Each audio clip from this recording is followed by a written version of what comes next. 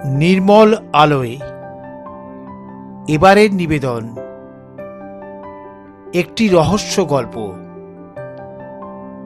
গল্পটির নাম কুমুদ বাবুর কুকুর। গল্পটি লিখেছেন দীপ মুখোপাধ্যায়। গল্প পাঠে আমি নির্মল সরখেল। আপনাদের কাছে সাবস্ক্রাইব করার ও গল্পটি শেয়ার করার অনুরোধ রাখলাম। এবারে নিবেদন কুমুদ বাবুর কুকুর। কুমুদ বাবুকে আমরা বিরক্ত হতে দেখিনি কোনোদিনও, কিন্তু ইদানিং তিনি একটু খিটখিটে হয়ে গেছেন। এই যা কাল ভোর রাত্রির কথা, 3টের সময় যখন পাশের বাড়ির পোদ্দারবাবুর টেলিফোন এলো, তখন তিনি ঘুম চোখেই উঠে পড়লেন। ফোন কানে দিয়ে বললেন, হ্যালো, বলছি আমি আপনার পাশের বাড়ির তপন পোদ্দার। হ্যাঁ বলুন, এই অসময়ে আবার কি ব্যাপার? আরে মশাই, আপনার কুকুরটাকে থামান, তখন থেকে চিৎকার করে চলেছে, শান্তিতে ঘুমানো যাচ্ছে না। সঙ্গে সঙ্গে লাইন কেটে গেল। তারপর থেকে শুধু এনগেজ টোন। কোনো উত্তর দেওয়া হলো না কুমুদবাবুর। লাইন পেলেন ভোর রাতে 3টের সময় ঘুম ভেঙে যাবার পরপরই। পোদ্দারবাবুর ঘুমের গলা শুনে বললেন, কাল আমার সুখের ঘুম ভাঙিয়েছিলেন এই সময়। দেখুন, এমন রসিকতার কোনো মানেই হয় না। এসে দেখে যেতে পারেন, আমার কোনো কুকুরই নেই। কুমুদবাবুর নিজেরও ঘুম চটকে গেল। একটু পরেই মর্নিং ওয়ার্কে যেতে হবে। জব্দ করা গেছে পোদ্দারটাকে। যখন খুশি ফোন করে আবল তাবল বলার একটা লিমিট আছে। গজগজ করতে থাকেন তিনি। কুমুদবাবুর মর্নিং ওয়ার্কের রুট হিন্দুস্তান পার্ক থেকে বিবেকানন্দ পার্ক বাঁয়ে রেখে লেকের দিকে যাওয়া। সেখানে কয়েকটা চক্কর দেন। ফেরার পথে পেঁয়াজ লঙ্কা দিয়ে 50 গ্রাম ছাতুর শরবত খান রোজ। কিন্তু লেক চত্বরেই আজ একটা আজব সমস্যায় পড়তে হলো তাকে। কুকুরটাকে ছাড়া রেখেছেন, কামড়াবে না তো? এক ভদ্রলোক বললেন। কুমুদবাবু এসব ঠাট্টায় কান দিলেন না। তার কুকুরই নেই, অথচ পিছন ফিরে তাকালেন, দুপাশ ভালো করে দেখলেন, না, কোনো কুকুর তার সঙ্গে নেই। এমন মজা করার কোনো মানে হয়? বকুল মাস্টারও এই সময় হাঁটতে আসেন। বন্ধু লোক, কবিতা লেখেন। সম্প্রতি চৈতন চুটকি পদক পেয়েছেন পদ্য লিখে। রয়্যাল বেঙ্গল স্মারকেরও নাকি প্যানেলে আছেন। কুমুদবাবুকে দেখে বললেন, কি রে কুমুদ, কুকুর কিনলি কবে? কুমুদবাবুর বিরক্তির একশেষ। ভেবে কুল কিনারা পাচ্ছেন না, কি করবেন। রাগে মুখ লাল করে বললেন, কই মাস্টার, কুকুর দেখছো কোথায়? সকাল সকাল মস্করা হচ্ছে? এ হয়ে পিছনে লাগার মানে হয়? কেন রে, তোর পাশেই তো রয়েছে সাদা মতো লোমওয়ালা কুকুরটা। আর কি বাধ্য, চেন ছাড়াই কেমন সঙ্গে সঙ্গে যাচ্ছে। কি নাম রেখেছিস ওর? কুমুদবাবুর কিছু উত্তর না দিয়ে চুপ থাকাটাই উচিত বলে মনে করলেন। আর ছাতুর শরবত খেলেন না তিনি। প্রিন্স আনোয়ার স্যার বিনিবাস সারদানেবনুর দিকে বাঁক নিতেই হাত দেখালেন। বাসটা থামল, কিন্তু কন্ডাক্টর বলে উঠল, না না কাকু, বাসে কুকুর নিতে পারবো না, আপনি উঠুন, ঠিক আছে। এই ইয়ার কি সহ্য করতে পারছেন না কুমুদবাবু। হেঁটে হেঁটে হিন্দুস্তান পার্ক অব্দি এলেন, যেমন রোজ আসেন। কিন্তু একটা না দেখা কুকুরের জন্য তার অস্থিরতা বেড়ে গেল। সমবেত তামাশায় তিতিবিরক্ত হয়ে গেলেন তিনি। মনে হলো, এটা কোনো ষড়যন্ত্র নয় তো? না, তাই বা কি করে হবে? কুলকিনারা না পেয়ে একটু দমে গেলেন যেন। কুকুরটা তিনি দেখেননি ঠিকই, কিন্তু লোকের মুখে শুনে তার চেহারা মুখস্থ হয়ে গেল। একটা দুধ সাদা লোমওয়ালা স্পিচ।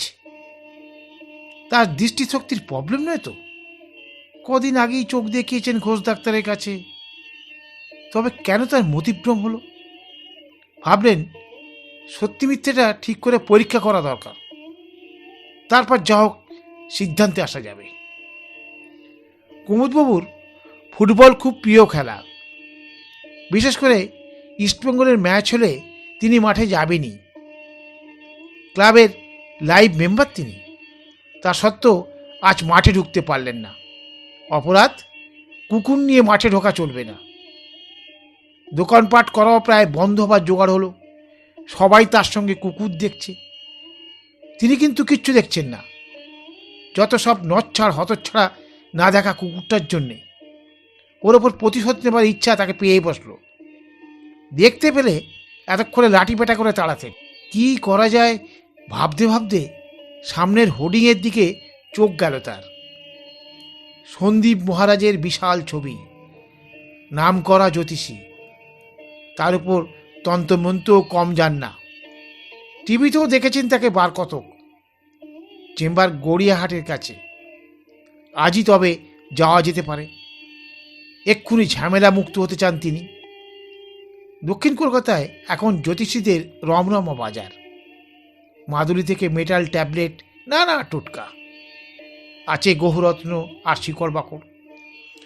সন্দীপ মহারাজের চেম্বারে ঢুকে তিনি রিসেপশনিস্টকে বললেন মহারাজের সঙ্গে দেখা করতে চাই। অ্যাপয়েন্টমেন্ট আছে? কুমুদবাবু বললেন নেই, কিন্তু আমার ভীষণ দরকার। একটা জটিল বিপদে পড়েছি। আপনার কুকুরটাকে ধরে রাখুন, কামড়াতে পারে, মেয়েটি বলল। এসব কথায় ভূক্ষেপ করলেন না একটুও কুমুদবাবু। 20 মিনিট অপেক্ষা করার পর শেষ অবধি দর্শন মিলল মহারাজের। মহারাজ বললেন, তা মশাই, আপনি চাইছেনটা কি? সবাই আমার সঙ্গে কুকুর দেখতে পাচ্ছে, আমি কিছুই দেখছি না। কুমুদবাবু বললেন, তা আমি কি করতে পারি? এটা জ্যোতিষের আওতায় পড়ে না। আপনি যদি টুকটাক করে কুকুরটাকে সরিয়ে দেন খুবই উপকৃত হব। আমি কুকুর, বেড়াল এইসব গৃহপালিতের দু চোখে দেখতে পারি না। বাড়িতে একা থাকি, রিটায়ার্ড লাইফ। বাড়িতে শুধু কম্বাইন্ড হ্যান্ড ঝাড়ু। বলুন তো কি গৌরবে পড়েছি? আমাকে এই গভীর সমস্যা থেকে উদ্ধার করতেই হবে। এক নিঃশ্বাসে কথাগুলো বলে ফেললেন কুমুদবাবু। এক্ষুনি একটা হেস্তনেত্র চান তিনি। ঠিক আছে, বাড়ি যান, আমি যা করার করছি। কাল থেকে আর কেউ কোনো কুকুর দেখবে না। ও হ্যাঁ, একটা কথা, কুকুরটাকে কিন্তু কোনোভাবেই আকারে প্রকারে আর ফিরে পাবেন না। কড়কড়ে 200 টাকা দক্ষিণা নিলেন সন্দীপ মহারাজ। আমি কুকুরটাকে দেখিইনি, আকার প্রকার আসছে কি করে এর ভেতর?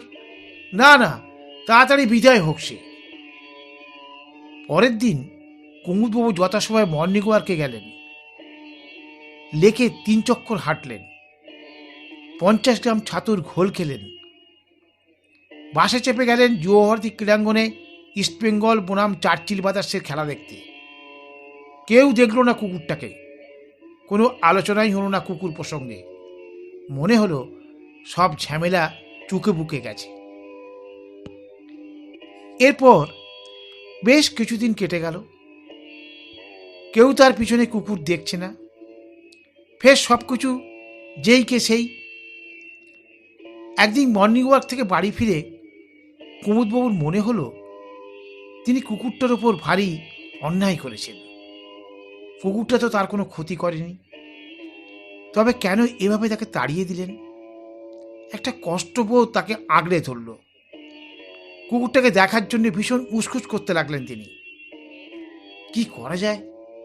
খুব ফাঁকা লাগছে তার। একদিন ফের গেলেন সন্দীপ মহারাজের চেম্বারে। ফের কি হলো আপনার? আমি কুকুরটাকে ফেরত চাই। আমি আপনাকে আগেই বলেছিলাম না? বলেছিলেন সেই আকার প্রকারে পাবো না, তাই তো? কিন্তু চোখে দেখা তো পেতে পারি। আপনি কুকুরটাকে দেখলে চিনতে পারবেন? হ্যাঁ মহারাজ, লোকের মুখে শুনে শুনে কুকুরটার চেহারা আমার মুখস্থ হয়ে গেছে। ছোট্ট দুধসাদা লোমওয়ালা স্পিচটাকে না চেনার কোনো কারণ নেই। বলুন কি করতে হবে? এবার যেন আশার আলো দেখতে পান কুমুদবাবু। সন্ধেবেলায় গোলপার্কের কাছে সারদানেমুর মুখটায় চলে যাবেন। মুখ দিয়ে চুচু করে শব্দ করবেন। করলেই দেখতে পাবেন অনেকগুলো কুকুর আপনাকে ঘিরে ধরেছে। তার ভিতর একটা কুকুর আপনার সেই কুকুরটা বলে মনে হবে।